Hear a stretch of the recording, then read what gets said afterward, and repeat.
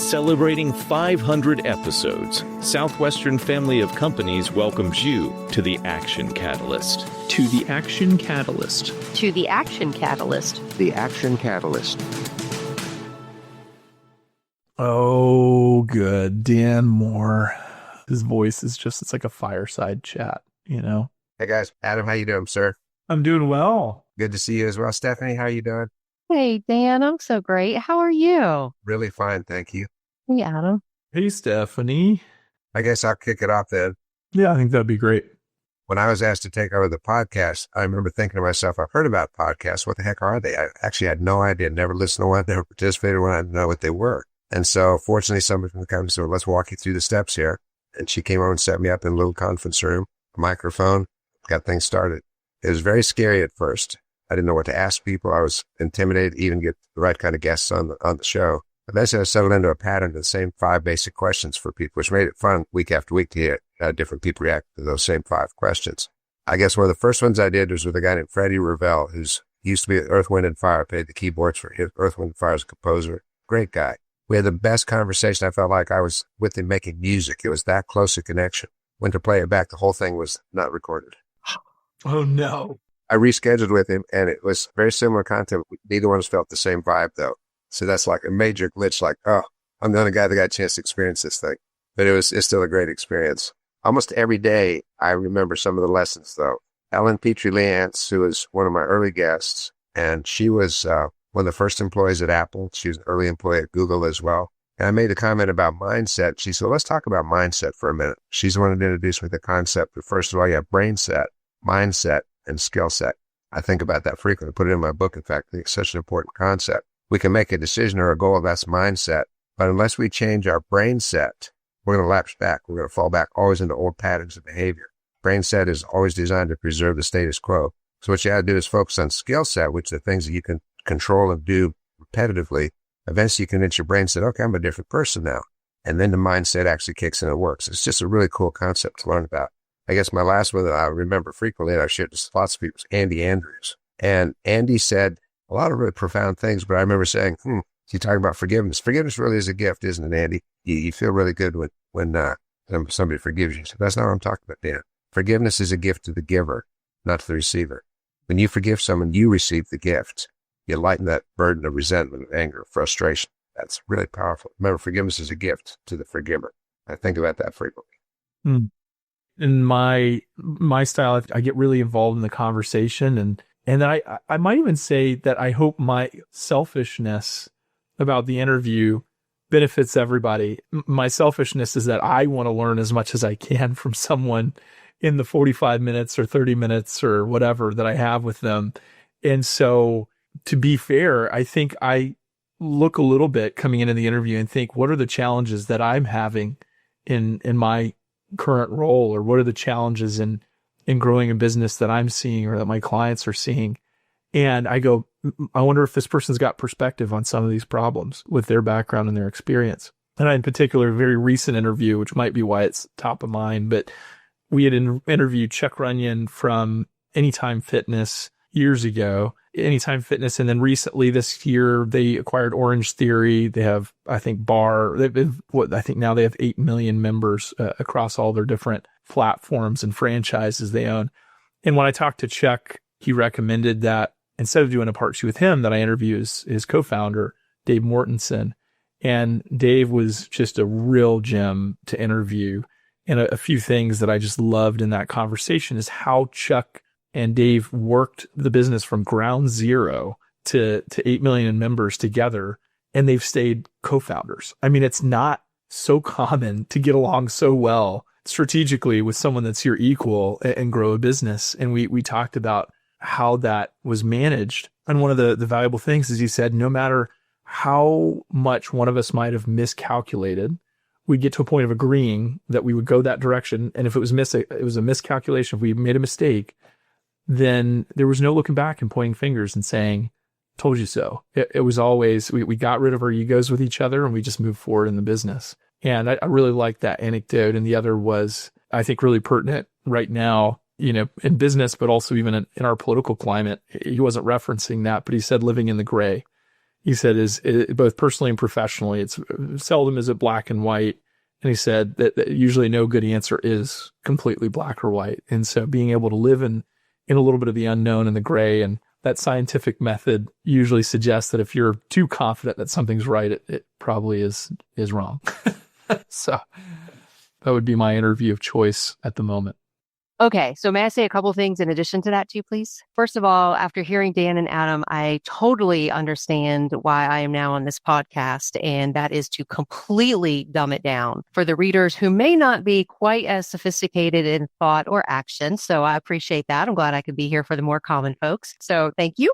My style, I think, is a little bit different. Candidly, before every interview, I'm usually scrambling, like, I don't know what I'm talking about. I don't know anything about this. But what gets me, every single time I hang up, I'm just fascinated. There's been some that have been tough, especially if someone's not used to talking about themselves. You know, it's so interesting to me. I was thinking about this. I just think there are just such extraordinary people in the world. And yet, if you really sit down and talk to anyone, you will find that everyone is extraordinary. And that's probably a little bit of my approach, because I can get super intimidated by accomplishments and achievements. I mean, honestly, most days of the week, I'm just trying to get through the day, have dinner on the table when the kids need to eat, and function at a basic level. And when I get on with these folks that have just done incredible things and they're so willing to share, when you just keep pulling at their strings, they are ordinary in a very extraordinary way. And I think it gives me a tremendous amount of hope. So I would say my style, shocking, is not super structured or organized, but rather people fascinate me. They just do. So I want to get past all the accomplishments and achievements and just try to reveal the human, because selfishly for me, that's the really inspiring and motivating part that gives me a smidge of hope. That's great. You're too humble, Stephanie. You know that. You probably don't know that. You're just too humble. Sure. That's never been something I've been accused of. So nope. Thank you though. But the other thing too, to me, this is funny. Literally, I think I black out during the recording sessions because I can't remember anyone I've talked to. Not at all. I know I'm fully engaged. Obviously, I'm there. I don't drink beforehand, so I shouldn't be blacked out. However, what I do think is really neat is in my day-to-day, whether it's leading the team or doing my own day-to-day job or with my kids or whatever the case may be, I do find myself quoting folks. And it's in those moments that I remember the interviews and I remember the folks and I remember the counsel and the advice. So this has been probably one of the absolute best gifts in my career the last 5 years for sure. Because again, obviously, I black out during the recording. I could never go and listen to my own voice ever again. I do read the transcripts, but I skim what I'm saying and get to what they say. But the influx of wisdom that I've had, thank you very much for letting me be a part of this. I think what Stephanie said, I use it all the time with my wife where I say, you know, the founder of Wikipedia said, I need to rest more. So I'm going to go to bed at 8:00 tonight, honey. It's just, you know, and the credibility it gives you to just, you know, I think in all seriousness, something that Stephanie said that I think is true of all three of us and probably of the vast majority of our guests that we've had on the podcast is that insatiable curiosity. It's the superpower of so many people who've built extraordinary things, because to do it, you have to be insatiably curious. And you know, I think what Stephanie said about just loving being in the moment with folks, it's because you are curious about how people work and how they operate. And it's why we have front-facing, people-oriented jobs outside of the Action Catalyst probably too. But I think it's been such a rewarding thing to see this through line across all these successful people, that curiosity is very much that. You know, they love asking questions and understanding what makes things work, what make people work. And whenever there's a problem, they just ask more questions. I think it's probably typical of all three of us. We're probably better listeners than we are pontificators. We can all pontificate if we want to. But some podcast hosts will interview somebody and then they'll take it as an excuse to express their own opinion for the next 45 minutes. And I felt like it was more important to hear from our guests. So it just something I guess the three of us all have in common is learning from them was a key thing for me. Difference maker. Yeah. I mean, both on a personal level, and then I think potentially as well for Southwestern Consulting and the family of companies, the opportunity to have deeper relationships with some of our guests, after speaking with Chuck and Dave and being so, really blown away with how well Dave interviewed. I chatted with him afterwards and say, I'd love to spend some time and get together and, see if there's anything there for a partnership. Cause I just want to be around folks like this, and we're basically getting dinner together. So I think there's the opportunity to develop deeper relationships with some of the guests that we have an opportunity to interview is really a big part of it for me. It's pretty special at it. So you then give me a discount on my Orange Theory membership, would you? I'll throw it out. Thinking about the impact that it has on the family of companies, 500th episode blew my mind when I saw that. Just amazing. And the reach that's hit all these countries, the downloads every month blow me away. For our company, I think it's vastly important for credibility. It speaks to our mission. Every guest we have, the hosts we have all speak to our mission. And that's really important, I think. We always are striving for credibility in any way, shape, or form we find it. And I think for the whole company, it just establishes us as a real player. That's great. There's been 3 significant times in my life where my faith in humanity has really been, I'm not going to say restored, because I never really lost it, but I think my faith in humanity has really been accentuated. The first time was selling books and really meeting people where they were at and really understanding and recognizing that people really are good and they really do want to look out and care for others if given the opportunity.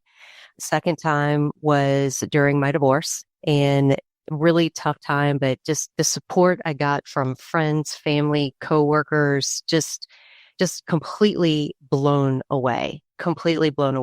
And then I would say this podcast, because the guests are so anxious and willing to share what they've learned.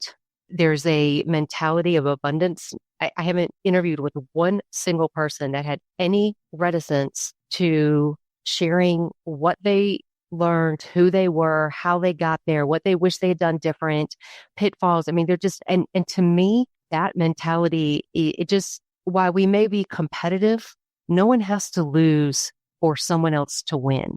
And I've really seen that in our guests. And it just brought back just how wonderful humans really are, regardless of success or failures or whatever the case may be. So personally, for me, that has been huge.